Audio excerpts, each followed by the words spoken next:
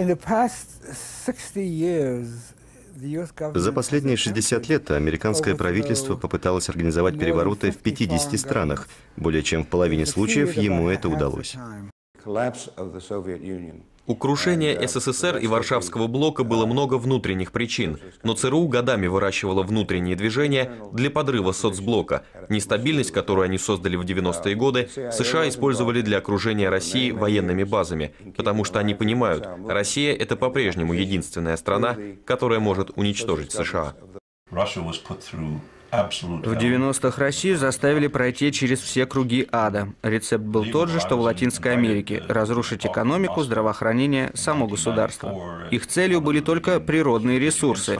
Это была гигантская спланированная операция.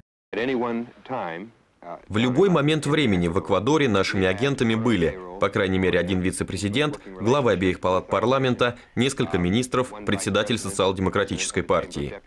Этого человека зовут Филипп Эйджи. За всю историю ЦРУ это, пожалуй, самый известный случай, когда офицер американской разведки решает выступить с откровениями о тайных операциях этой организации в отношении других стран. Когда он сделал это, ему было 35. На тот момент он проработал в ЦРУ 10 лет.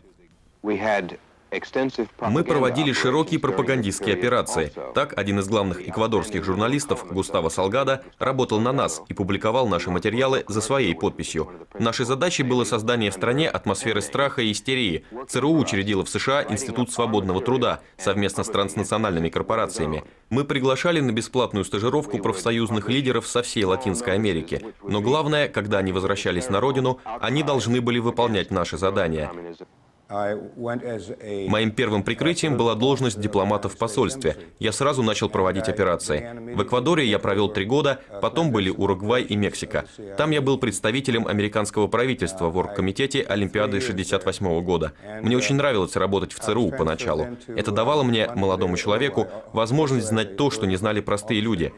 Для простых людей все выглядело совершенно иначе. Пройдет не один десяток лет, прежде чем многие из них узнают, что события, радикально изменившие жизнь в их странах, на самом деле были чем-то другим. Не тем, чем им казалось.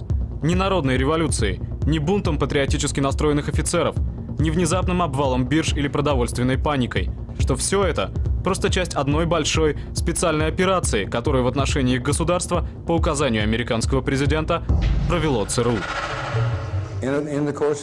За 3 года в Эквадоре мы свергли 2 правительства. Мы устроили военный переворот в 1962 и еще один в 1963. Людям в России очень важно знать, что ЦРУ создали не как агентство по сбору информации, а как способ вмешательства во внутреннюю политику других стран.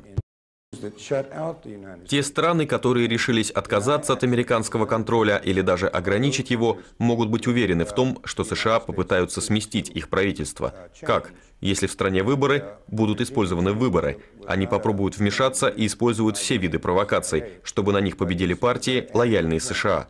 Другой способ – это проникновение в институты власти, правительства, партии, газеты и телевидения, студенческие организации, профсоюзы. Можно спровоцировать на вмешательство военных. Они всегда болезненно реагируют на хаос, поэтому надо создать хаос. Это всегда требует большего количества людей и денег.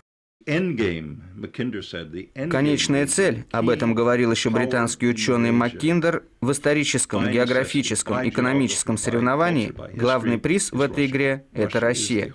И что бы ни утверждали США, Россия сегодня – это цель номер 1 для американской политики. Ракеты в Европе нужны только для одного – получить стратегическое превосходство, возможность нанесения первого удара по России, единственной страны в мире, которая может стереть США с лица земли. При Путине ситуация в России изменилась, и я чувствую, что в США и Европе растет озабоченность возрождением великой державы, у которой есть природные ресурсы. И я хочу сказать это русским. Не будьте наивными. ЦРУ – это инструмент, который уже используется против России, чтобы остановить ее.